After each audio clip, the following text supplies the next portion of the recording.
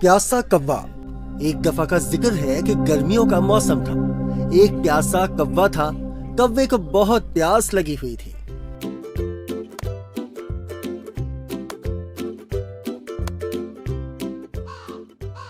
ہائے، تھوڑا پانی مل جائے تو اچھا رہے گا۔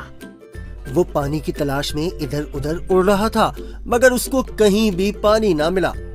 آخر کار وہ ایک باغ میں پہنچا۔ وہاں اس نے پانی کا ایک گھڑا دیکھا۔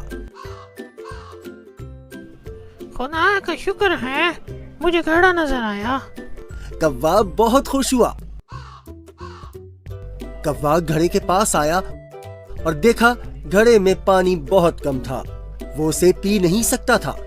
کوا بہت پریشان ہوا اور سوچنے لگا، اب میں کیا کروں؟ اچانک اس کو ایک ترکیب سوجھی۔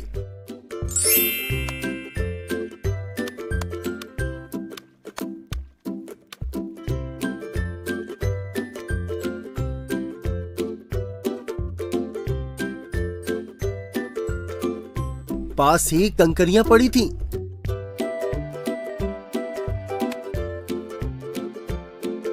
اس نے ایک ایک کر کے کنکریوں کو گھڑے میں ڈالا اور اس طرح پانی اوپر آ گیا۔ کوے نے پانی پیا اور اڑ گیا۔